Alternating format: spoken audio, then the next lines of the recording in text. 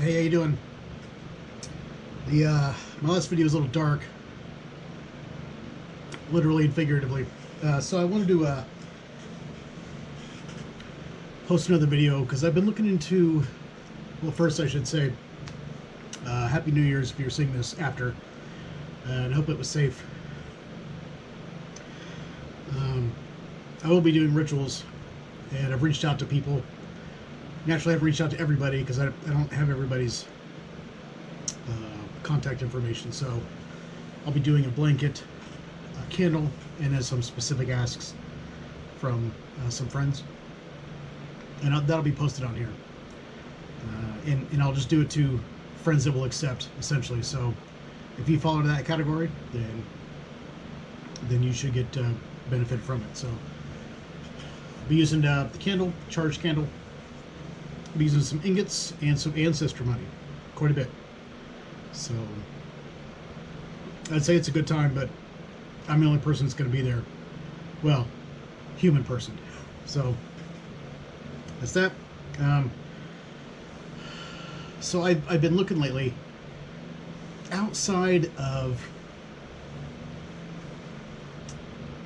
the vampiric side of things. There aren't a lot of resources out there for energy work that isn't all just love and light or just divine channeling and things like that. And I remember back in the day that I used to go to some of the psionics sites, and this was, oh god, when was this? This was a long time ago. I'm going to say this probably would have been maybe 2005 time frame. So it's about when it peaked online with the, admittedly, the Wild West of the internet, and especially of the psi related stuff, PSI psi. And so if you look at some of the techniques I've just talked about, you might think, well, isn't that just psionics? And the answer is no, it's not. Now, we're not talking about psionics, the D&D stuff. This isn't for role playing. This is more literally psionics is in psychic energy and using it. And so what's the difference between psionics and, say, the energy work from Pele's Grimoire? Or the energy exercises, which would lead you literally to Pele's Grimoire, since that is an energetic training manual if you actually work through it, right? So what's the difference? And the difference is, well, there are a lot of differences, but the biggest difference is where the energy comes from. With psionics, it's, some people will take issue with what I'm going to say here, and it has to be generalized because there aren't a lot of psionic things out there now. But generally speaking, you could think of it as psychic, as in mental, personal energy. You could say that, but it's not going to be the same thing as like chi, because there are nuances, right? There are nuances that may not be apparent, but it's not going to be the same thing as chi, because I've done both, and that is not the same thing. I won't tell you that when I connect to a plant or a tree or the moon, I'm not going to tell you that that's chi either. Right? Chi has a lot of different meanings, and I like to be more careful when I use them. So it's not chi, and it's not the same thing as the Pele stuff, because this is psionics is more of an internal, psychically produced phenomenon, right? And I did look into it a lot. I was very, very interested in it. I didn't know why. I didn't know anything like connecting to plants or things like that. And I had done those exercises when I was younger. But you can't exactly find a lot out there about that, and you still can't, right? And part of that's because it takes a lot of work. But you're still not going to find a vast number of resources that will tell you how to do what I do, how I do it. And you won't find a lot of resources about psi and how they do. But essentially, they're almost opposites in a way. And since the psi comes from within, and you could argue that it's mentally channeled, right? If you were to connect to the all or whatever that is to you, then you could argue that it's mentally channeled. But it's really just about the person's mental energy, and that was actually, well, I guess I should say, and the difference with what I do is that I take from external resources, external sources, right? And there's a reason for that, actually, because I was doing a lot of psi work. I was getting things to move with like psi wheels, even under cups and glasses and things like that. And actually, I whipped one out and showed Dark God of Cliff how it might be, the Silver Devil. How I used to do those exercises back in the day. It's like 27 years ago. And of course, I still remember. And he could even see it, twitch a little.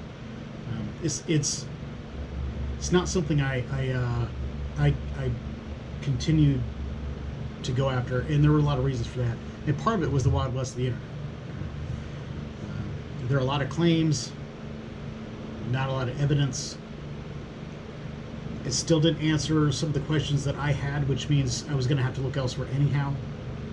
Because the questions I had at that time had to deal with, seeing things around the ziggurat, which I just did a video on, right? If you don't want to watch the whole video, it's not action-packed, but the description should be good enough if you don't want to watch it. It's something I would play in the background. It's not going to be, you don't need to really watch anything happen in it. But I used to see other phenomena happen around the ziggurat, and I still remember some of that to this day. I still remember some of it happening in Kuwait too, where there were massacres essentially when I was at the seaport, and there were still the bullet holes in the walls from where they would just line people up.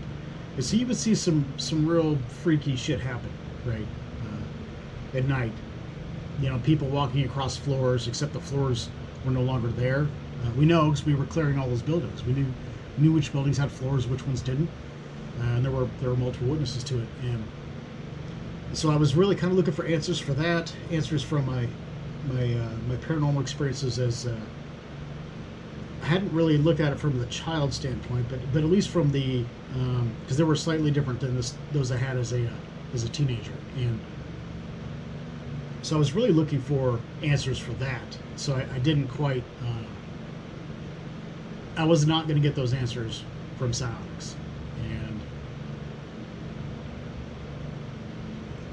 you'll still find it evident today that people have a tendency to hold on to their beliefs very, very tightly. And even if you're not discrediting your beliefs, if you're not believing the same thing, sometimes people get a little upset with you, and that's something that I can't help, right? Actually, it happened earlier today.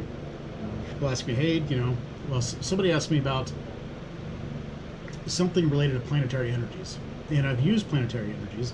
I used them a lot with Helios Unbound, so that would have been daily for a year. Some sections had it heavily in it, and some sections it was a little light. I'm not gonna say it was,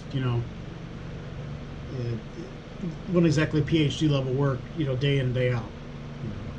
But it was heavy work, and that was for about a year. And already being adept at energy work, I could feel what differences were there or not, and I concluded that for me personally, I didn't get the benefit from that. And some people will take offense to that because it means a lot to them, and hey, good for them. I'm not here to discount that, but and I'm not doing that right now. But that's an example of things people hold very, very dear and have a hard time accepting that somebody else's experiences may differ.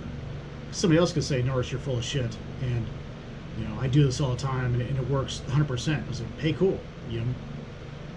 If that's how you gather your energy properly to do what you need to do, or to fill in the gaps of energy, because we're all not perfect in it, right? If that's what you need to do, to get the results that you want, then use it. I'm not saying anything against that. But back in the day, especially with the psionic stuff, it was inadvisable to criticize anything else, and you still had some snobbery in there where people thought they were, big shits, and I couldn't tell you now if they were or not because I don't even remember their names. Right? I couldn't tell you. I couldn't tell you their names at all today. Which maybe I should say something, maybe I shouldn't. I was using a different name, and I'm sure they couldn't cough it up now because I wasn't active then. I certainly was using Norse 900.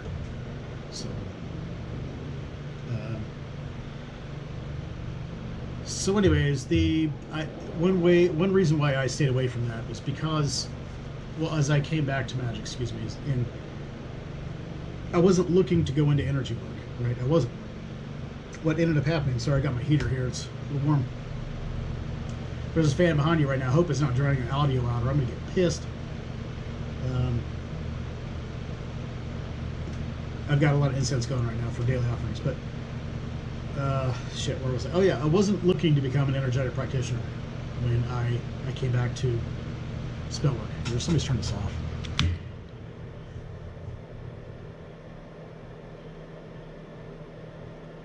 I wasn't looking for that. I didn't need it. I do remember looking through books back when I was a late teen and on witchcraft to think, why the fuck do they need so many goddamn materials? I mean, I thought this was about magic, not crushing up some fucking rose thorns and shit. Because, that's, I don't know. I immediately decided I didn't need all those things. And maybe that was a precursor, but I don't now, right? But I wasn't looking to become an energetic practitioner. Instead, I'm more of a, let's refine this down and make it more efficient. How does the mechanism actually work?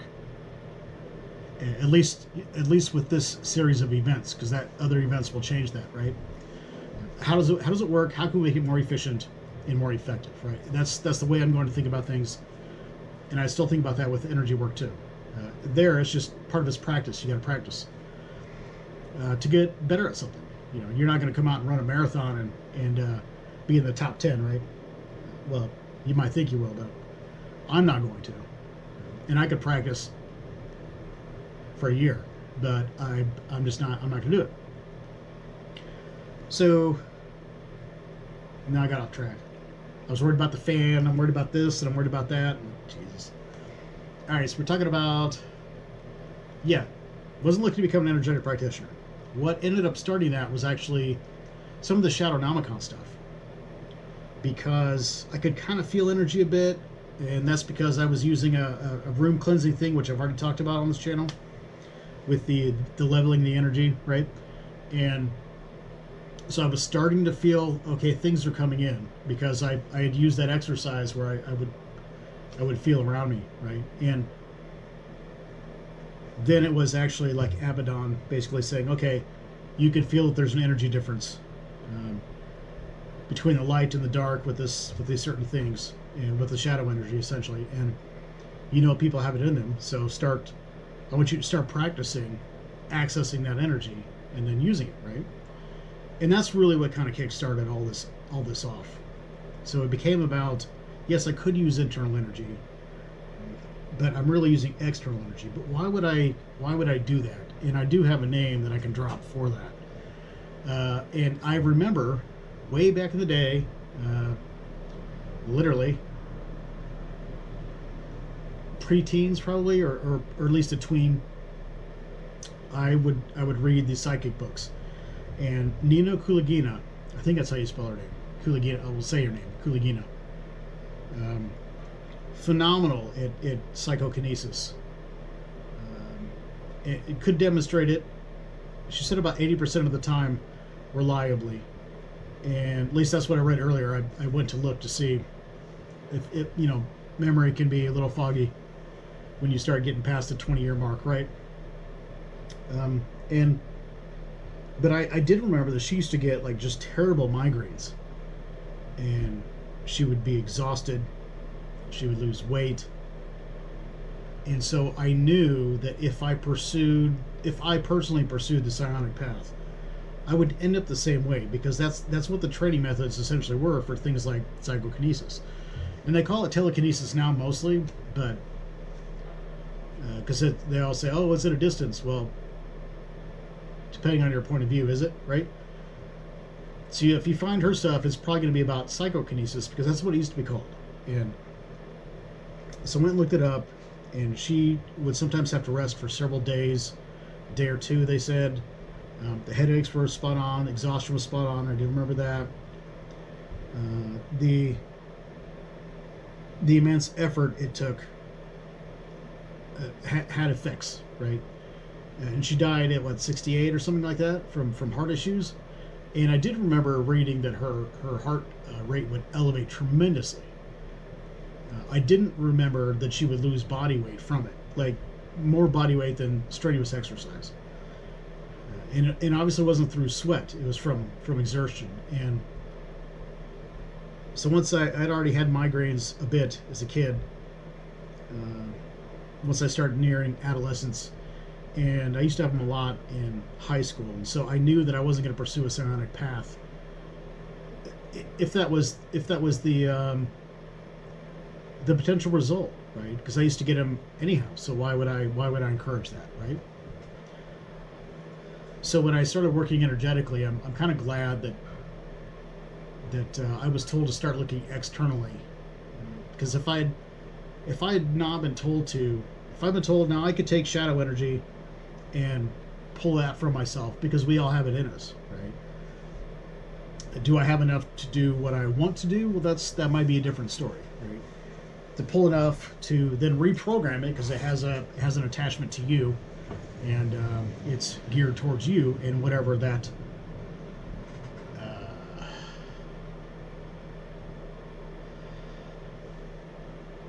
however that resonates within you, corresponding to that type of shadow energy. All right, details aside, that energy already has an imprintation on it. It's imprinted with the stuff, its reason for being, and some of it is almost pure, actually.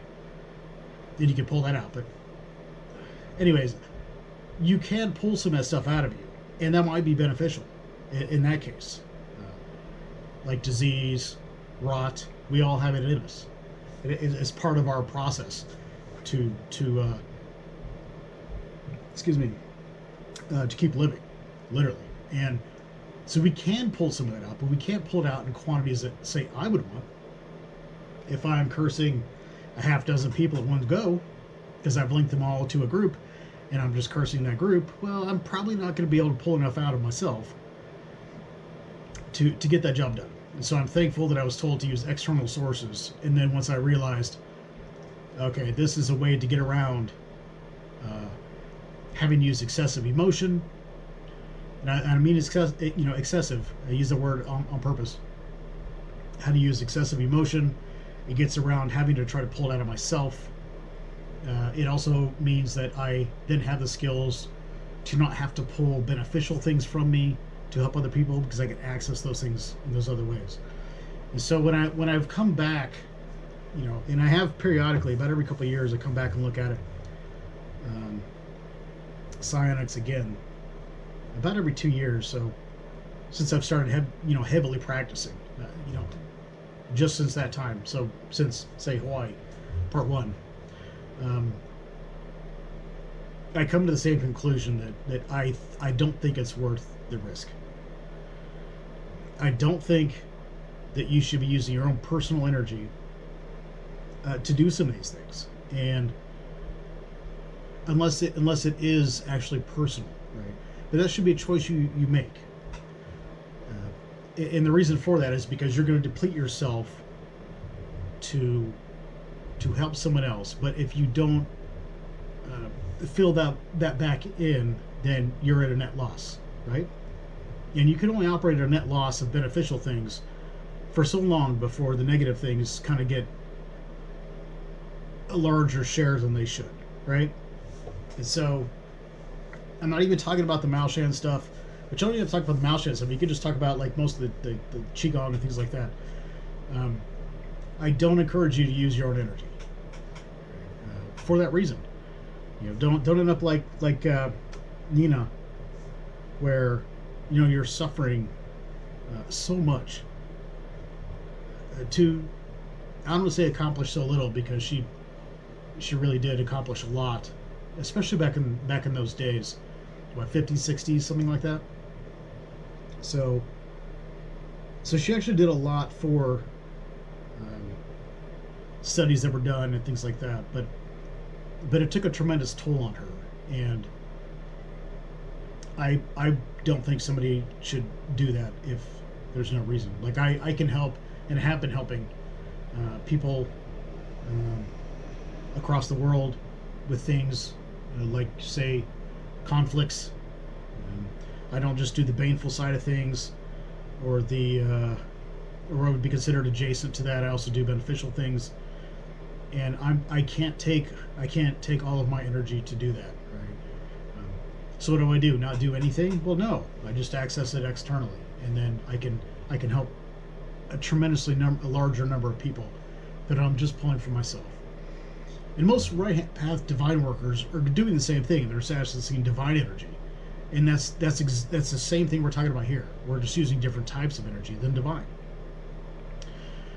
So really, I just want to talk about the difference between psionics and what I do. And I know there were some extra tangents in there and things like that, but I felt it was important, because you're not going to find a lot of information out there about psionics that isn't related to Dungeons and Dragons, other things that require role playing. And I think that's partially the reason, right? It's much easier. Well, it's much more efficient to excuse me, to draw Belial or Abaddon's sigil, or Leviathan's sigil, whoever's sigil. If you have a personal one for Pazuzu, for example, or it doesn't matter who it is. If you draw their sigil, it's much easier to open that up and activate that area and get good at doing that. You should practice, right? To use it as a source of energy for you, so you don't end up with migraines, shortening your life, emotional disturbances from having to dredge up your own personal personal scenarios to use against external things, right? I don't encourage you to hold on to those personal traumas, right? I don't. I encourage you to work through them, but I think you should look for external sources. And I guess really that's what we're saying about why. And since I'm already starting the rambler part, it's probably time to end this video. So, go. Happy Friday. Cheers. It is Friday, right? Yeah, it's Friday. Hey, happy Friday.